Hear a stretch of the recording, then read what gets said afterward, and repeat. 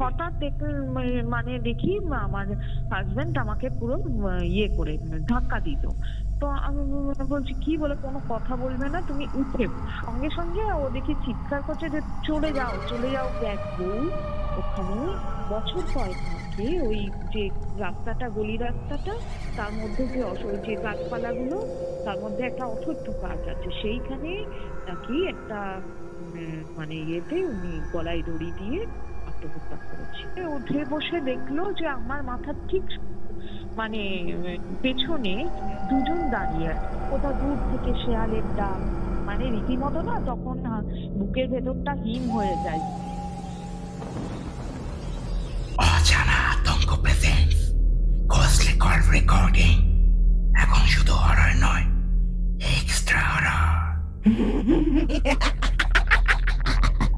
আমাদের বিশেষ segment ঘোস্টলি call recording এর দ্বিতীয় পর্বে আপনাদের সকলকে স্বাগত জানাই। আপনাদের সাথে আমি রয়েছি শুভঙ্কর। আজকে আমাদের বিশেষ অতিথি নিবেদিতা রায় চ্যাটার্জি, যিনি পেশায় একজন স্কুল শিক্ষিকা, যিনি আজ আমাদের সাথে শেয়ার করবেন তার নিজের সাথে ঘটে যাওয়া কিছু ভৌতিক তথা রহস্যময় অলৌকিক ঘটনা, যার ব্যাখ্যা তিনি আজও পাননি। আজকের এই এপিসোডে একটি নয়, রয়েছে দুইটি সত্যিকারের ভৌতিক ঘটনা। তাই বেশি কথা না বাড়িয়ে আসুন তার মুখ থেকেই আমরা শুনে নিই সেই ঘটনাগুলি।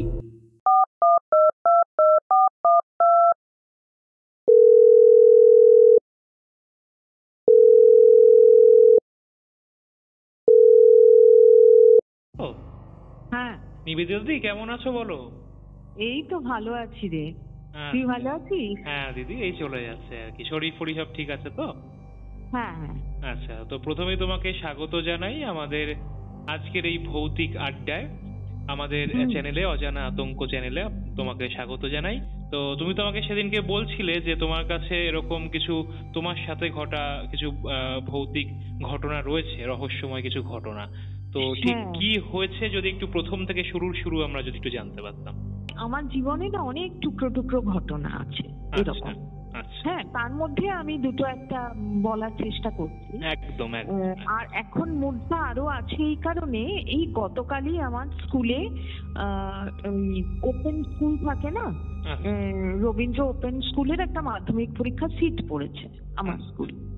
তো আমার একটু 13 নাম্বারটা নিয়ে একটু খুঁতখুঁতানি আছে। তো আমার ডিউটিটা মানে 13 নম্বর ঘরেই পড়েছে। আমি ইনভিজিলেশন দিচ্ছি। এই সময়তে পরীক্ষা চলাকালীন হঠাৎ লাইট গুলো নিভে গেল। আমি স্বাভাবিকভাবেই ভেবেছি লোডশেডিং। মানে এটা কি কালকের ঘটনা? গতকালের ঘটনা। হ্যাঁ, গতকালের ঘটনা। আমি ভেবেছি লোডশেডিং। দিনের বেলা 12টা থেকে পরীক্ষা, হ্যাঁ 12টা থেকে পরীক্ষা শুরু হয়েছে। তো দিনের বেলায় লাইটটা নিভে গেল, আমি লোডশেডিং ভেবেছি।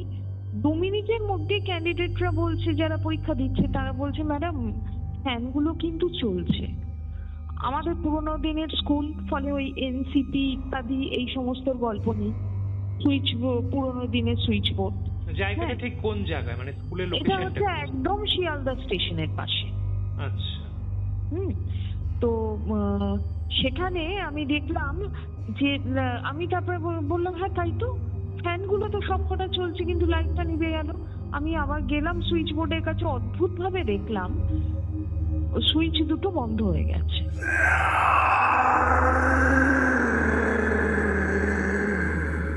সাধারণত অনেক সময় এনসিপি থাকলে পরে ওটা কোনো কারণে যদি অসুবিধে হয় কিছু লাইনে, তখন এনসিপিটা পড়ে গেলে পরে বন্ধ হয়ে যেতে পারে। কিন্তু এখানে তো এইসব কোনো ঘটনাই নয়। আবার আমি চালালাম, তখন আবার লিখতে চললো। এটা ফলে কি, ওইটা আমাকে একটু ভাবাচ্ছে এই কারণে যে আমার বছর 2 আগের ঘটনা। আমার ওখানে একটি মানে অ্যাটেন্ডেন্ট যারা থাকে আর কি, তার মধ্যে একটি ছেলে ছিল রাজকুমার বলে, খুবই ভালো ছেলে। সে ওই মিড ডে মিলের যে গ্যাসটা হয়, কোনো কারণে ওটা বার্স্ট করে ও চলে মানে ওর মৃত্যু হয়েছিল আর কি। ও এখানে আমার বাড়িতেও বহুবার এসেছে, আমার সোদপুরের বাড়িতে। এটা কত বছর আগে? মানে এটা 2 বছর আগের ঘটনা।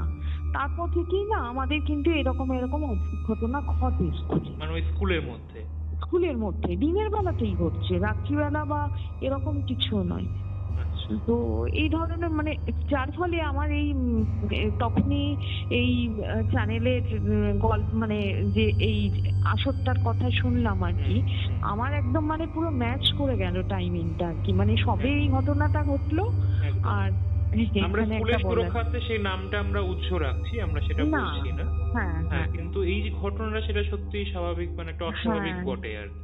জানতে চাইবো প্রথম ঘটনা সম্পর্কে, যেটা তুমি আমাকে বলেছিলে, তো সেটা কোন সময় হয়েছিল বা কত বছর আগেকার ঘটনা, সেটা একটু আমাকে এটা মানে প্রথম যে ঘটনাটা আমার শ্বশুরবাড়ির যে গ্রামে ঘটেছিল আর কি, তো সেটা অনেক বছর আগের কথাই বলছি, অনেক মানে প্রায় বছর 10 বলবো আগের ঘটনা। তো আমি প্রথমেই বলি, আমি আমার ছোটবেলা থেকে সাধারণত বাচ্চাদের যেটা হয় ভূত ইত্যাদি দিয়ে ভয় পাওয়ানো বা ইত্যাদি এই সমস্ত ব্যাপার, এটা কিন্তু আমার মনের মধ্যে কোনোদিনই ছিল না। আমি প্রচুর ভৌতিক কাহিনী পড়েছি, আমি রেডিওতে মানে নাটক শোনাটা আমার অন্যতম হবি, তো সেখানে আমি প্রচুর ভৌতিক নাটক শুনেছি। বাবা ছিলেন খুব ভালো স্টোরি টেলার, মানে বাবার কাছে আশেপাশের বাচ্চারা সবাই গল্প শুনতে আসতো আর কি এরকম। তো উনিও প্রচুর ভূতের গল্প বলেছেন, কিন্তু সবটা মিলিয়ে আমার মনের মধ্যে কখনো কোনো ভয়ের ছায়া পড়েনি। হ্যাঁ, কিন্তু আমি যখন পরবর্তীতে আমার শ্বশুরবাড়ি গ্রামে শান্তিনিকেতনের একদম পাশে, আর পাশে হচ্ছে আউশগ্রাম জঙ্গলের ঠিক পাশে বাড়ি, মাটির দোতলা বাড়ি, অনেকটা 5.5 কাঠা 6 কাঠা মতো জায়গা নিয়ে, ভেতরে অনেক গাছপালা ইত্যাদি। তো সেখানে আমার শ্বশুরবাড়ির একটা মানে ব্যক্তিগত শ্মশান আছে আর কি, মানে ওনারা যেহেতু ওখানকার খুব প্রতিপত্তিশালী এবং ওখানকার যে মানে বলা হয় যে বর্ধমান রাজা ছিলেন তার রাজপুরোহিতের বংশ আর কি, ফলে ওনাদের অনেক দেবোত্তর যে জায়গা, মন্দির ইত্যাদি রয়েছে, এবং এই হিসাবে ওনাদের একটা ব্যক্তিগত ঘাট রয়েছে, যেখানে মানে ওনাদের যে বংশের যারা মানে গত হন দাহ করা হয়। হ্যাঁ, তাদেরকে ওখানে দাহ করা হয়। তো ওখানে অন্য কেউ যায় না, মানে শুধু আপনাদের যারা বংশের রয়েছে তারা যায় না, এবং সত্যি কথা বলতে কি ওখানে কেউ একা যেতে সাহস করে না। আচ্ছা, তো ঘটনা চক্রে আমার ওটা কি এখনো রয়েছে ওইখানে, মানে এখনো কি জায়গাটা ওখানে রয়েছে? এখনো রয়েছে, এখনো রয়েছে, এবং ওখানে আশেপাশের জায়গাগুলো এখন প্রচুর বসতি স্থাপন হয়ে গেছে, যেহেতু লোক সংখ্যা বেড়েছে। গ্রাম তো আর এখন সেই আগের মতো নেই, এখন গ্লোবালাইজেশনের পরে গ্রামও পাল্টে গেছে, কিন্তু অদ্ভুতভাবে ওই জায়গাটা কিন্তু একদম একরকম রয়েছে, মানে পুরো পরিবর্তন নেই, কোনো পরিবর্তন নেই ওখানে, মানে জমাট অন্ধকার, শিয়াল আছে, শিয়াল ডাকে, আজকাল তো বনে নেকড়েরও একটা। ইলেকট্রিসিটিও কি নেই নাকি ওই জায়গায়? হ্যাঁ, ইলেকট্রিসিটি আছে, কিন্তু ওইখানটাতে নেই, পার্টিকুলার ওই জায়গাটাতে কোনো ইলেকট্রিসিটি নেই। ওখানে মানে পুরো মানে জমাট অন্ধকার, মানে আমি 1 হাত দূরের কোনো কিছু দেখতে পাই না এরকম আর কি, মানে এতটাই অন্ধকার। তারপর কি হলো? তো আমার ঘটনাচক্রে আমি বলি যে আমার হাজবেন্ড প্রচন্ড টাকাপো আর কি, ভীষণ, মানে উনি কোনো কিছুতেই ভয় পান না, উনি নাকি ছোটবেলা থেকে ওই শ্মশানে মাঝে মধ্যে গিয়ে রাত্রি কাটাতে, তো মানে এইরকমই সাহসী। তো উনি একদিন বললেন যে সেটা হচ্ছিল কালী পুজোর আগে, ওই ভূত চতুর্দশী রাত, যেহেতু পূজা পার্বণ গুলোতে আমাদের দেশে যেতে হয়, কারণ সেখানে পুজো ইত্যাদি করার ব্যাপার স্যাপার। তারপরে যখন আপনি গেলেন ওইখানে, যখন প্রদীপ দেওয়ার কথা যখন বলছিলেন, হ্যাঁ, এবার আমার হাজবেন্ড বললেন যে দেখো, প্রতিবারই তো আমরা ঘরের মধ্যেই দিই, চলো এবার আজকে শ্মশানে যাই। আমরা এখন যাব না, সন্ধ্যাবেলা আমরা যাব না, আমরা যাব রাত 12টার পরে। মানে হঠাৎ কেন রাত 12টার পরে মানে সিদ্ধান্ত কেন নেওয়া হলো? রাত 12টার পরে সিদ্ধান্ত এই কারণেই যে রাত 12টার পরে নাকি অশরীরী আত্মাদের আনাগোনা শুরু হয়, এবং সেটা মোটামুটি ভাবে ওনার কাছে আমি শুনেছি আর কি। উনি বলেন যে 2:30 3টে এরকম অবধি চলে, এবং 3টের পর থেকে আস্তে আস্তে ব্রাহ্ম মুহূর্ত শুরু হয়। মানে নির্দিষ্ট একটা যোগ থাকে তার মধ্যেই ব্রাহ্ম মুহূর্তে যেমন খুব মানে শুভ আত্মার আগমন হয় আর কি, এরকম একটা বিষয় আমি ওনার কাছে শুনেছি। তো উনি বললেন আমি 12টার পরে যাব, এবং ওখানে গিয়ে এইবারের প্রদীপ যেটা জ্বালানো সেটা আমরা ওইখানে দেব। বললাম ঠিক আছে তাই চলো, যেহেতু উনি আছেন আমি হয়তো একা যেতে সাহস করতাম না, যতই আমার মানে ভূতে অত ভয় না করুক ছোটবেলা থেকে, কিন্তু অত সাহস আমার নেই। হ্যাঁ, তো আমি একা যেতে সাহস করি, উনি আছেন বলে আমি বললাম ঠিক আছে। তো একটা আমাদের মানে অ্যাম্বাসেডার ছিল, যে অ্যাম্বাসেডারটা এক্সপোর্ট কোয়ালিটি আর কি, মানে ওটার হেডলাইট গুলো সাধারণ অ্যাম্বাসেডারের থেকে অনেকটা বড়, তো এবং তার জোরও সাংঘাতিক। তো সেই গাড়িটা নিয়ে উনি গেলেন, বললো না গাড়িটা ছাড়া যাব না, গাড়িটা নিয়ে যাব, যাতে না ওই রাত্রিবেলাটা অনেকটা হাঁটতে হবে, দরকার নেই। আমি ঠিক আছে চলো। তো আমারও তো মাথায় ছিল না যে ওখানে ইলেকট্রিসিটি নেই, লাইট নেই, অত কিছু মাথায় ছিল না। উনি ওই কারণে নিয়ে গেলেন। হ্যাঁ, ওখানে যারাই চলাফেরা করে গ্রামে তাদের কাছেই সবসময় একটা জোরালো টর্চ থাকে, মানে ছোটখাটো টর্চ না, জোরালো টর্চ থাকে, কারণ গ্রামে তো সাপেরও প্রচুর উৎপাত আছে, তো টর্চ না জ্বাললে পরে হয়তো সেটাও অসুবিধে হয়। তাছাড়া এমনিতেও প্রচুর জায়গায় মানে ভৌতিক বিভিন্ন রকম ঘটনা আর কি আমাদের ওই গ্রামে রয়েছে। ওখানে গিয়ে আমি তো ওনার হাত ধরে ধরে রয়েছি, কারণ আমি কিছু দেখতে পাচ্ছি না। হ্যাঁ, আমি যে কোথায় পাটা ফেলবো সেটাও আমি বুঝতে পারছি না। তো ওই গাড়ির ওই দুটো জোরালো হেডলাইট মনে হচ্ছে টিম টিম করছে ওই অন্ধকারে আর কি। হ্যাঁ, যাই হোক কোনো রকমে গিয়ে সেখানে প্রদীপ জ্বাললাম, সেটাতে একটুখানি সামান্য মানে একটু আলো হলো। রাত 12টার সময় আপনারা ওখানে গিয়ে 12টার পরে। হ্যাঁ, তো এবার সেখানে প্রার্থনা করলাম আমরা দুজনেই, প্রার্থনা করে তারপরে আমরা ফিরে আসলাম। মোটামুটি সব ঠিকঠাক ছিল, তখন কোনো অসুবিধা নেই, ঠিকঠাক ছিল সব। ফিরে এসে আমরা আমাদের না বারান্দাগুলো খুব চওড়া এবং খুব লম্বা ওই বাড়ির আর কি, মানে একটা বিরাট করিডোরের মতো। তো উনি ঘরের থেকে বারান্দাতে শুতে বেশি পছন্দ করেন। তো আমিও তো ওখানে একটা সতর্কী বা একটু মানে কিছু চাদর টাদর পেতে আমরা দুজনে ওখানে শুয়ে আছি। শুয়ে ঘুমোলাম, মানে বেশ তন্দ্রা মতোই চলে এসেছে। হঠাৎ মানে দেখি আমার হাজবেন্ড আমাকে পুরো ইয়ে করে ধাক্কা দিল। তো আমি বলছি কি বলে, কোনো কথা বলবে না, তুমি উঠে বসো। আমি উঠে বসলাম, তো মানে লাইট তো নিভিয়ে দিয়েছি রাত্রিবেলা, পুরোই অন্ধকার। আর ওরা যেহেতু মানে বিশেষত আমার হাজবেন্ডের হচ্ছে টেরিটোরিয়াল আর্মি ট্রেনিং কমপ্লিট করা, কিন্তু ওর পায়ে একটা অ্যাক্সিডেন্ট হয়েছিল বলে ও আর্মিতে জয়েন করতে পারেনি আর কি। তো ফলে ও মানে একদম অন্ধকারে পুরো দেখতে পায়, মানে ওই ক্যাপাসিটিটা ওরা আছে। তো আমাদের মতো সাধারণ যারা তাদের নেই, আমি তো কিছুই দেখতে পাচ্ছি না। হ্যাঁ, দেখতে পাচ্ছি না। বলছে না তুমি এখানটা ইয়ে করো, আর তুমি আস্তে আস্তে দেওয়াল ধরে উঠে লাইটের সুইচটা জ্বালাও। তো আমার তো চেনা, আর ওখানে মানে সুইচ বোর্ড গুলো বড় বড়, আমাদের এই হাল ফিলের সুইচ বোর্ডের মতো নয়, পুরনো বাড়ি, পুরনো সেরকম সুইচ বোর্ড।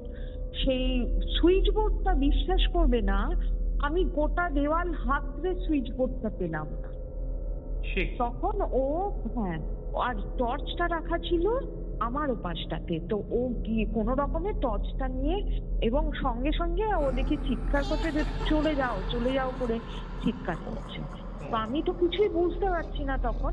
তারপরে ও টর্চটা জ্বাললো, তখন আমি সুইচ বোর্ডটা পেলাম, তখন আমি লাইটটা জ্বাললাম, নিয়ে তারপরে ও বসে বললো কিছুক্ষণ বসো, ঘটনাচক্রে তখন বললো যে ও নাকি মানে ওর নাকি অস্বস্তি হচ্ছিল, অস্বস্তি হয়ে উঠে বসে দেখলো যে আমার মাথার ঠিক মানে পেছনে দুজন দাঁড়িয়ে আছে, একজন বয়স্ক মহিলা সাদা থান পরা, একজন অল্প বয়সী মহিলা সাদা মানে লাল পাড় সাদা শাড়ি পরা, এবং তাদের দুজনেই মহিলা, তাদের উদ্দেশ্য ভালো ছিল, অবয়ব, এবং তাদের উদ্দেশ্য নাকি ভালো ছিল না, সেটা ওর মনে হয়েছে।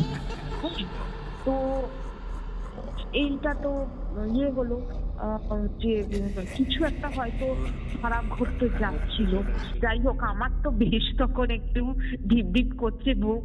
হ্যাঁ, আমি বললাম যে আমি কি আর ঘুমোতে পারবো? বলে কোনো কিচ্ছু হবে না, তুমি একদম নিশ্চিন্তে ঘুমো। আমরা আবার তখনও বললো যে চলো আমরা ঘরে চলে যাই, আমরা বাইরে বারান্দাতে থাকবো। তো আমরা দোতলাতে ঘরে, আমরা একতলাতে বারান্দায় ছিলাম, তো আমরা দোতলাতে আমাদের যে ঘর সেই ঘরে গেলাম। শুয়ে আবার মানে অনেকটা রাত বাকি তখনও। আর গ্রামের দিকে তো বুঝতেই পারছো যে ওখানে পুরো নির্ঝুম মানে রাত 9টা 10টা বাজলেই লোকে শুয়ে পড়ে। হ্যাঁ, ওখানে আর কোনো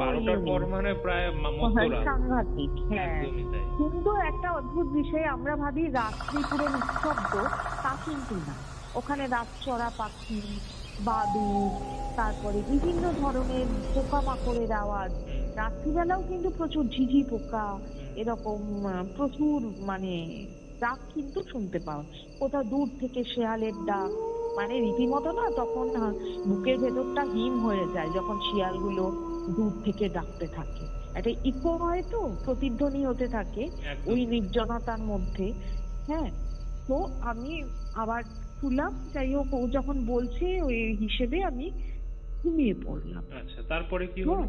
তারপরে আমি মানে ভোর রাতের দিকে আমি একটা স্বপ্ন দেখে ঘুমটা ভেঙে গেল। এটা যদিও মানে আমি যে স্বপ্নটা দেখলাম সেখানে আমি আবার দুজন মহিলাকে দেখতে পেলাম, কিন্তু তারা কেউই মানে সধবা নয়, দুজনেই উইডো, এবং একজন খুব গোলগাল ফর্সা, সাদা চুল, খুব সুন্দর চেহারা, আরেকজনের গায়ের রং কালো, ছোট ছোট সাদা চুল, দুজনেরই থান পড়া। আমি তারপরে ভোরবেলা উঠে, আমাদের মোটামুটি একটা আর্লি রাইজিং এর হ্যাবিট আছে আর কি, তো ভোরবেলা উঠে আমি ওকে বললাম যে জানো তো আমি এরকম দুজনকে স্বপ্ন দেখেছি, এরা মানে কেন স্বপ্নটা দেখলাম এরকম, আমি তো এদের কাউকে কোনোদিন দেখিনি। তখন বললো, আমার চেহারা ডেসক্রিপশন শুনে বললো, তুমি তো আমার ঠাকুমা আর বড় মাকে স্বপ্নে দেখেছো, অথচ ওদের বাড়িতে যেহেতু অত গ্রাম, ফটোগ্রাফ তুলে রাখা বা কিছু এসব ছিল না, আর ওনাদের চেহারা নিয়েও আমাদের কোনোদিন আলোচনা হয়নি আর কি। এমনি হয়তো অনেক কিছু কথা আলোচনা হয়েছে, কিন্তু ওনারা কেমন দেখতে ছিলেন এটা নিয়ে কিন্তু কোনোদিন কোনো আলোচনা হয়নি। সেটা আপনি নিজেও জানতেন। অথচ আমি নিখুঁত ভাবে সেটা মানে আমি যে বললো যে নিখুঁত ভাবে নাকি ওনাদের চেহারার সঙ্গে মিলে যায়। আসলে আমি না ঘুমানোর আগে খুব প্রার্থনা করেছিলাম যে যাদের আমরা আলো দেখিয়ে এলাম তারা যেন আমাদের রক্ষা করে। কি জানি হয়তো স্বপ্নে দেখা দিয়ে তারাই আমাদের মানে জানিয়ে গেলেন যে ভয় পাওয়ার কারণ নিয়ে। এই ঘটনাটা আমার মানে আমার চোখে দেখা, কিন্তু আমার সঙ্গে ঘটে। হ্যাঁ, তো এটা আমার এক বোন সম্পর্কে বোন হয় আর কি। তো ও পড়াশোনায় খুব ভালো মেয়েটি, এবং ভীষণ মানে কি বলবো এক্সট্রোভার্ট, খুব মানে যে কোনো জায়গায় একা চলে যেতে পারে। আমার মানে আমি যেমন একটা নতুন জায়গায় যেতে গেলে একটু থতমত খেয়ে যাই, কিন্তু সেরকম না। ও আমার থেকে অনেক ছোট, কিন্তু তা সত্ত্বেও ও আমার থেকে অনেক মানে স্মার্ট এইসব ব্যাপারে আর কি। তো এখন ও বললো যে দিদি আমি না টিউশন পড়াবো, পড়াশোনায় নিজেও খুব ভালো, আর ঠিক আছে তুই পড়া, টিউশন পড়া, ওর সাবজেক্ট হচ্ছে জিওগ্রাফি। তো এই বিভিন্ন জায়গাতে গিয়েও পড়াতো আর কি, হোম টিউটর হিসেবে। সেটা উত্তর কলকাতায় একটা জায়গাতে ওর একটি ক্লাস 7-এ পড়ে ছেলে, তাকে পড়াতে হবে। বললো ওইখানে যাচ্ছি। ও আমাকে সবসময় বলে যেত এই কারণে, যেহেতু আমিও এই প্রফেশনে আছি, ওর এই ব্যাপারে আমার সঙ্গে একটু আলোচনা করে নিত আর কি। বললো দিদি ওখানে যাবো, আমি ঠিক আছে যা, ওখানে কোনো তো অসুবিধে নেই, আর তোর তো কোনো অসুবিধে হওয়ারই কথা না। তো ও গেল, গিয়ে প্রথম 2 দিন পরে আমাকে একদিন ফোন করলো, বললো দিদি আমার না একটা অদ্ভুত লাগছে।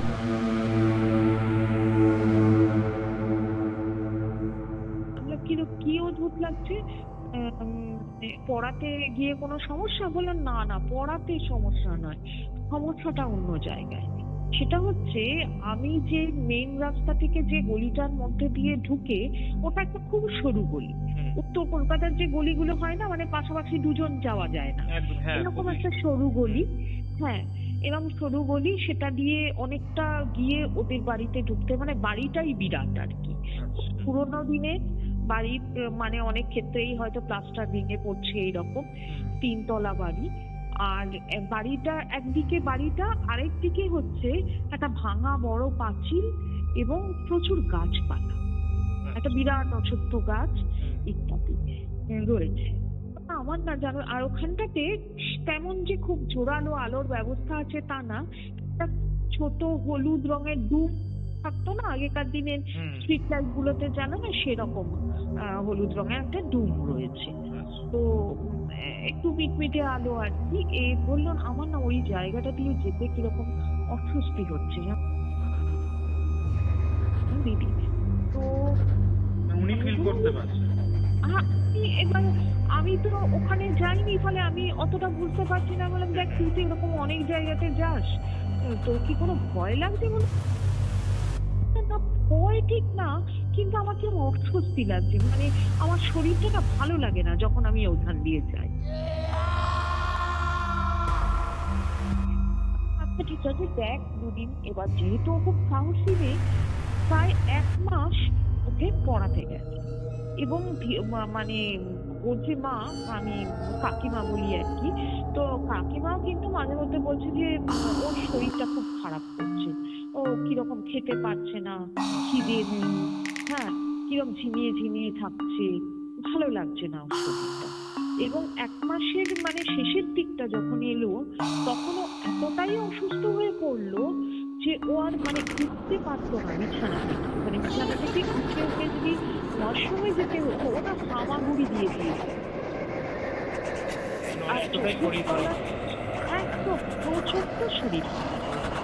এবং ও বারবার বলছে না আমার অন্য ডাক্তার দেখানো হচ্ছে, একের পর এক ডাক্তার দেখানো হচ্ছে, পরীক্ষা করানো হচ্ছে, কিচ্ছু নেই।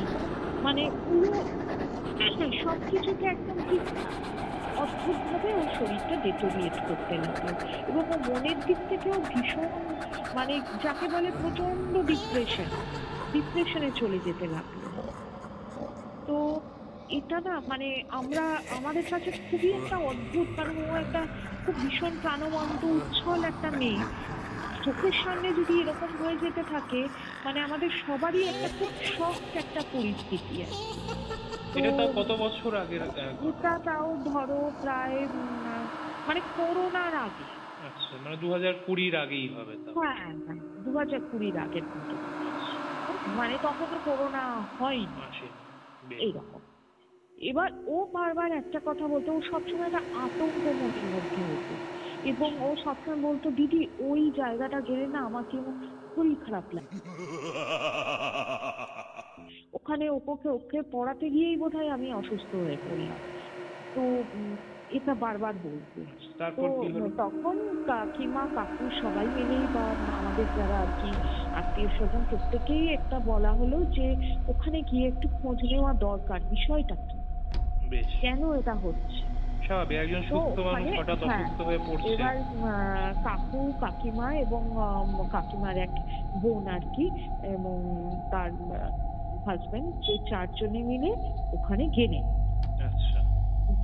এবং কথাবার্তা বলে, অনেক কথাবার্তা বলার পরে এটা হলো আর কি, বেরোলো যে ওদেরই বাড়ির এক বউ ওখানে বছর কয়েক আগে ওই যে রাস্তাটা, গলি রাস্তাটা, তার মধ্যে যে গাছপালাগুলো, তার মধ্যে একটা অশ্বত্থ গাছ আছে, সেইখানে নাকি একটা ইয়েতে উনি গলায় দড়ি দিয়ে আত্মহত্যা করেছেন।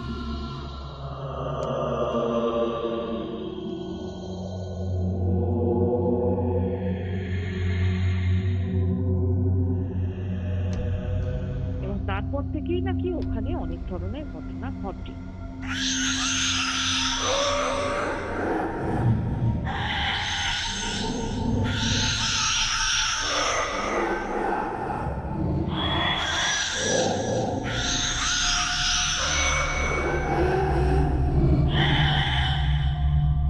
তো এইটা হচ্ছে এই আমার মানে আমি পুরো সত্যি ওই ঘটনাতে হতবাক হয়ে গেছি যে মানুষের উপরে এতটা যে নেগেটিভ প্রভাব পড়তে পারে, এটা আমার মানে নিজের চোখে দেখা আর কি। মানে অনেকেই হয়তো আমাকে যেমন আমাকে স্কুলে বহু আমার কালিগরা বলে যে নিবেদিতা দি তুমি এত পড়াশোনা করেছো তারপরেও তুমি কেন এসবে বিশ্বাস করো। মানে এই ঘটনাগুলোকে না আমি এড়াতে পারি। এগুলো ব্যাখ্যা দেওয়াও যায় না, যেটা মানে সঠিক কোনো ব্যাখ্যা নেই। হ্যাঁ, এগুলোর কোনো ব্যাখ্যা নেই, কিন্তু আমি ফিল করলেই একমাত্র আর কি সেটার অস্তিত্ব আছে। আর যার সাথে হয় সে তো অবশ্যই বুঝবেই। সে যাই হোক, এরপরে যখন এই ঘটনাটা শোনা হলো তখন আমাদের ঠিক করা হলো যে প্রচুর তো ডাক্তার ভর্তি, সব রকম ডাক্তার ভর্তি হলো। তাহলে একটু জিজ্ঞেস করি যে ভদ্র মহিলার সাথে এই ঘটনাটা ঘটেছে, তো তার শারীরিক কন্ডিশন কেমন ছিল সেই সময়? খারাপ, খুব খারাপ, খুব খারাপ। হ্যাঁ, তো যাই হোক, তো তখন ঠিক করা হলো অনেকে এবং পারিবারিক যে পুরোহিত আছেন তার সঙ্গে একটু আলোচনা করে ঠিক করা হলো যে ওঝা, যদিও ব্যাপারটা এখন অবৈজ্ঞানিক বলে অনেকেই উড়িয়ে দেবেন, কিন্তু ওঝা একটা বন্দোবস্ত করে যদি কিছু করা যায়।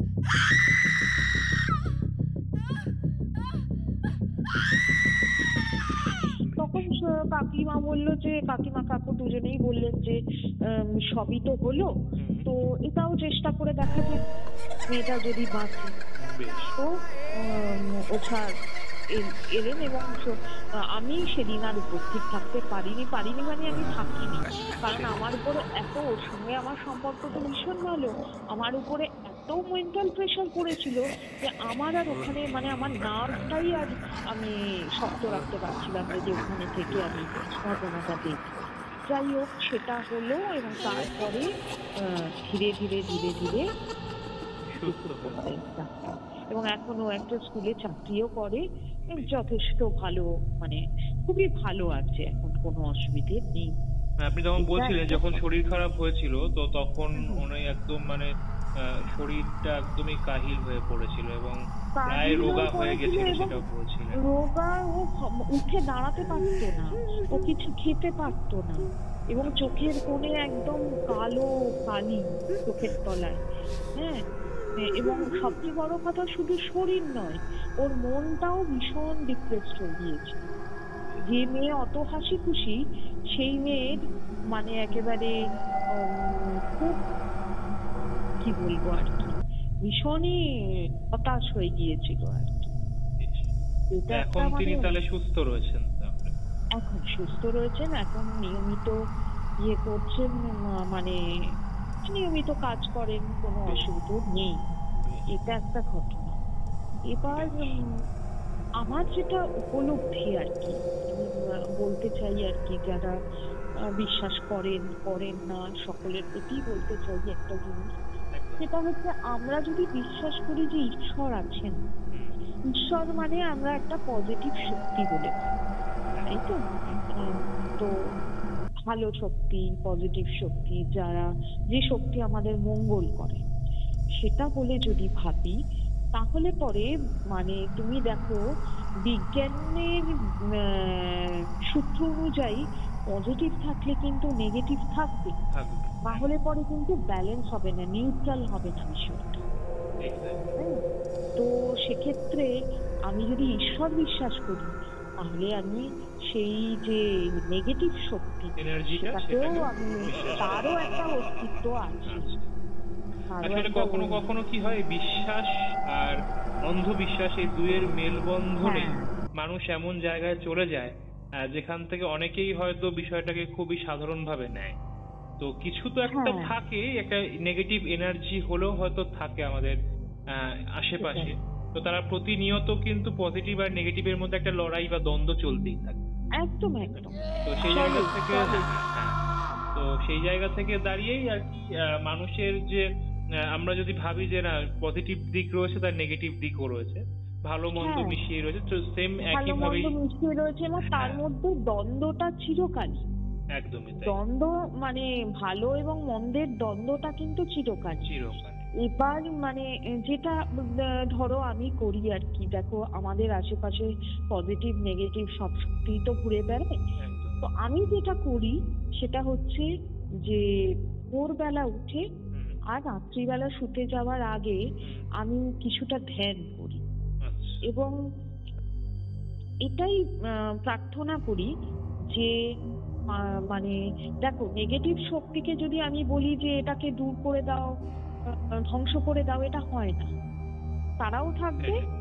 পজিটিভ শক্তিও থাকবে পাশাপাশি, কিন্তু তারা যেন যে কারণে অশুভ কোনো কাজ করতে চান বা অশুভ কোনো প্রভাব ফেলতে চায় সেই কারণটা যেন দূরীভূত হয়, এই উদ্দেশ্য যেন তারা সফল যেন না মুক্ত হয়। হয়ে যান, তারা যেন এই পৃথিবীর যে আশেপাশে তারা যে ঘুরে বেড়াচ্ছেন হুম, সেটা তারা তো একটা কোথাও আটকে আছেন, মুক্ত হতে পারছেন, বেশ।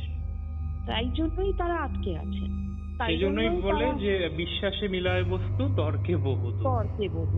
একদমই, খুব সুন্দর গল্প শুনলাম, দুটো ঘটনা হ্যাঁ। আমরা শুনলাম আপনার কাছ থেকে।